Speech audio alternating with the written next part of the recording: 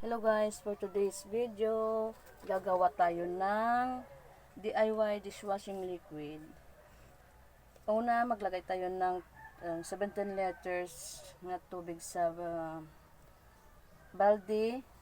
Pero guys, hindi ko to gincheck to nga 17 liters dahil first time kong gumawa Kaya 13 liters ko lang. At susunod natin ilagay ang ito guys.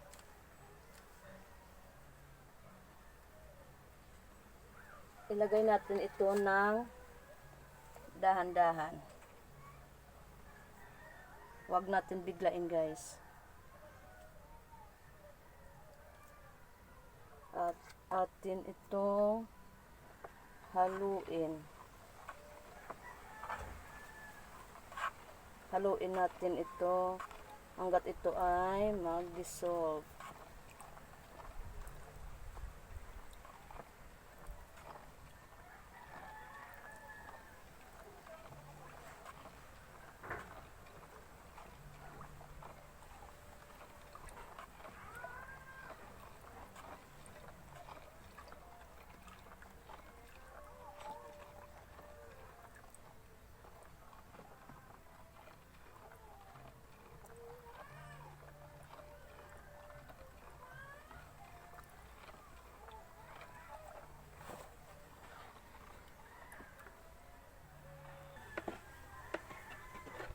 Guys, i-make sure natin guys na ito ay tunaw na tunaw guys. Dapat ma-dissolve siya mabuti bago natin ilagay ang 30 ml coloring.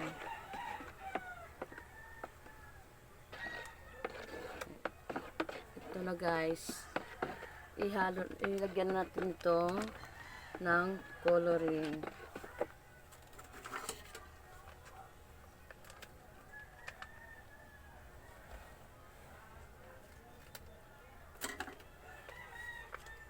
At atin itong haluin. Kalamansi guys ang pinili ko guys.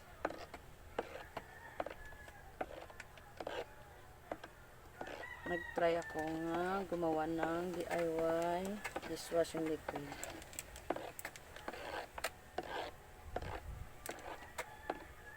Pag ito ay na-perfect ko guys, ito ay aking ititinda para ito ay may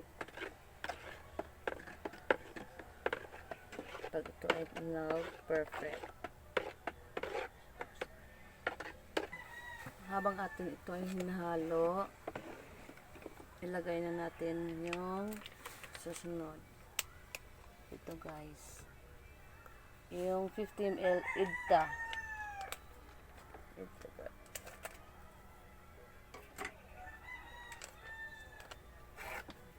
Ito rin haluin habang nilalagay natin ito guys.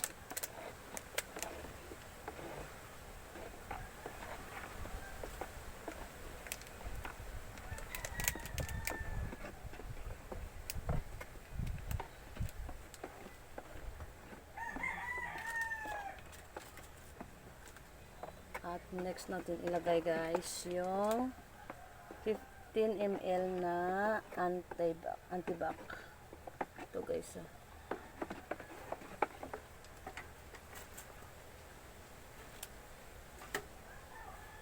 Ito guys.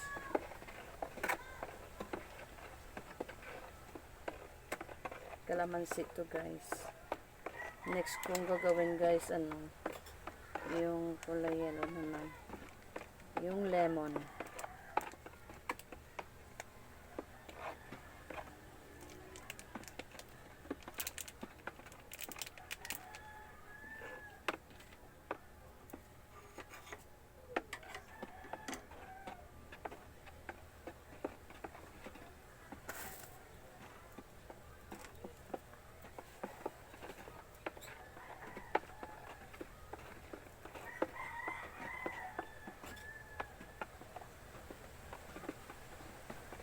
Next natin nilagay guys, yung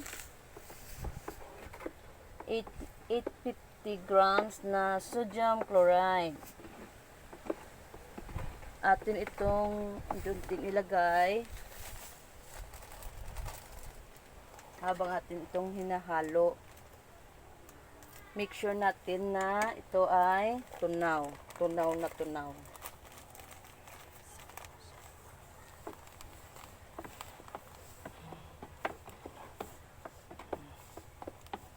Unti-unti lang guys.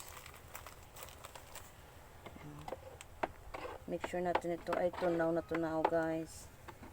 Kasi wag natin bibiglain guys. Kapag ito ay binigla mo, baka ikaw ay pumalpak. Kaya unti-unti lang guys.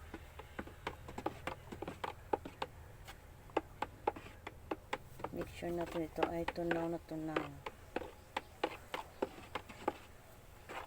Gaya ko, first time kong gumawa ng DIY dishwashing liquid. Kaya dapat natin itong haluin ng mabuti.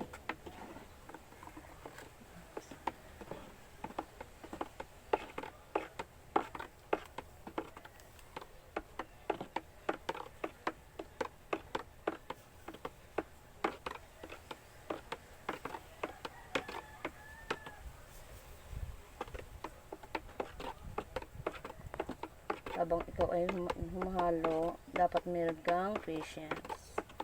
Kasi matagal to. Matagal itong gawin.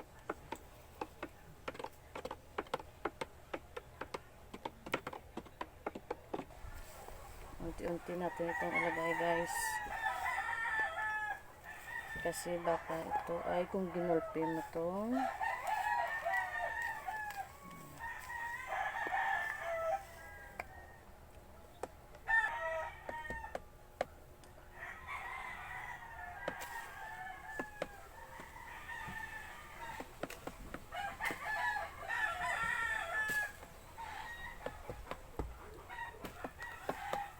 halo pa more.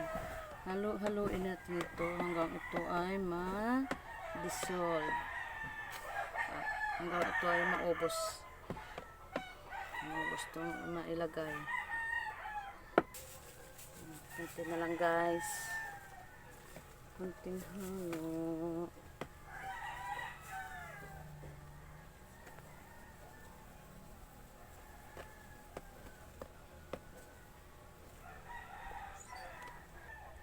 Haluin natin guys. At next natin ilagay yung dala lang guys.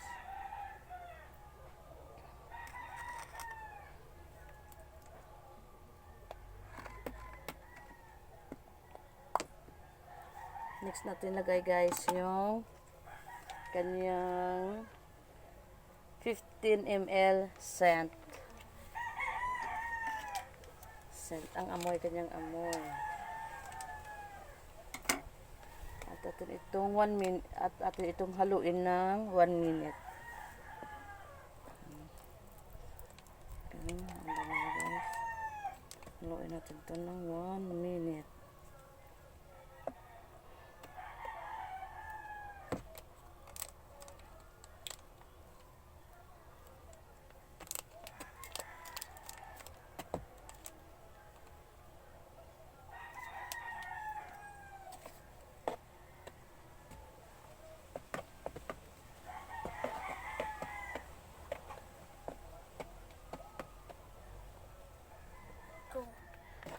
Haluin natin ito guys ng mabuti. At next natin ilagay yung kanyang 30 ml preservative.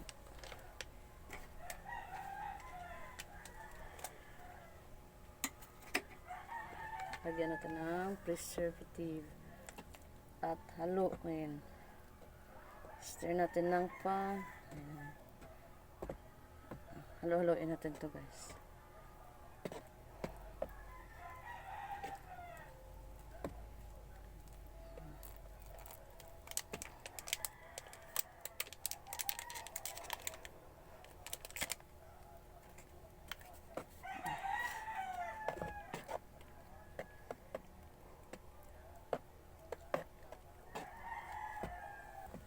Next natin ilagay yung 250 ml foam booster. Ito po kanyang foam booster, guys.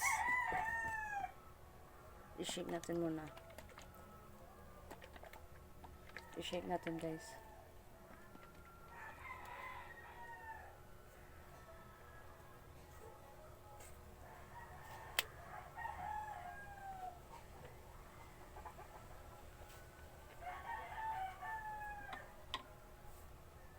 At ilagay natin ito, guys.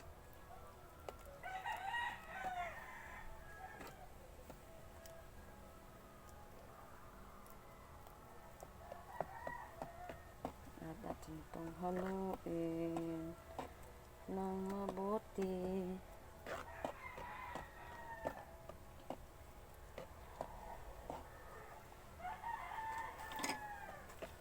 At ang kanyang ikasampung ingredient, guys, ay yung ito na to po ang guys, ang last niyang ilagay ang 500 ml degreaser. Shake natin muna, guys, ang kanyang degreaser.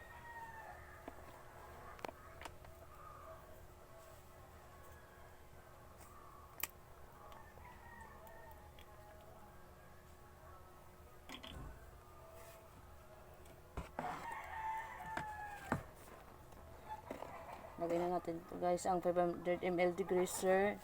Haluin natin ito hanggang 5 minutes more.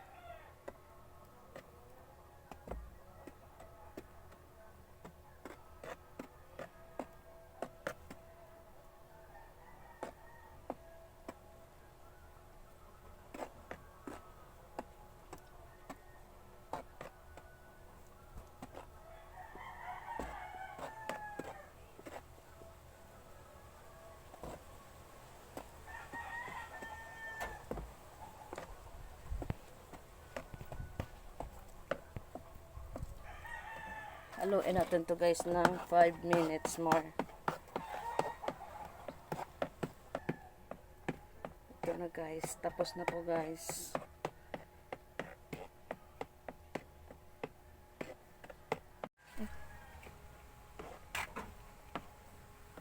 Haluin natin to, guys. Ito, guys. Tapos na atin itong lagyan ng i-rest natin ito, guys, ng 24 hours. Okay na. Wait lang. Ito, guys. Para hindi masid. Hello, guys. Ito na po, guys, ang aking finished product nga DIY dishwashing liquid na after 24 hours, guys, na nababa dyan. Umpisahan na natin, guys, ang ating lalagay sa bottom.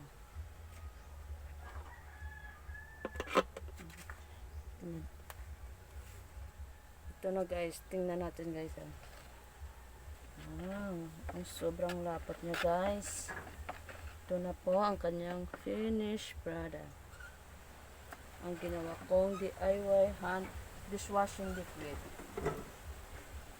Atin itong isi-scoop at ilagay dito, guys. Guys, ang aking finished product.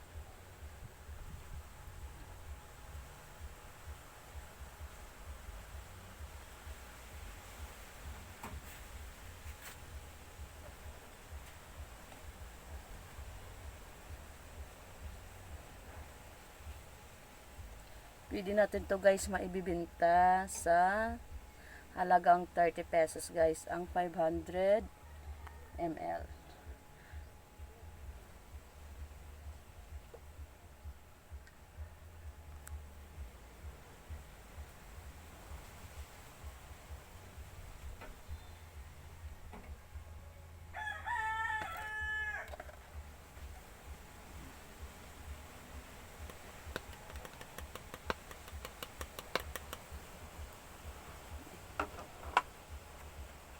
Ito na, guys, ang ginawa kong dishwashing liquid.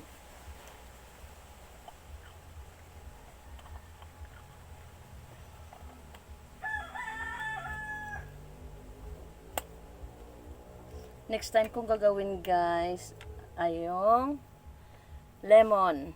This one, lemon po guys.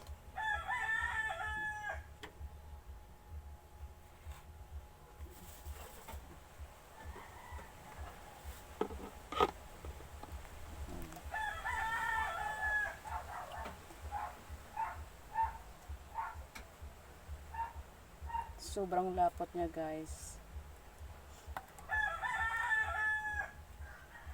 Ang bango pa.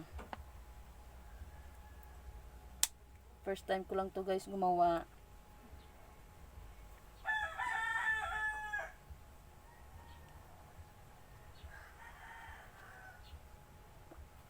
Bumili pala ako ng 500 ml na bottle. 10 piraso guys. Ita-try ko lang ibibenta kung patok.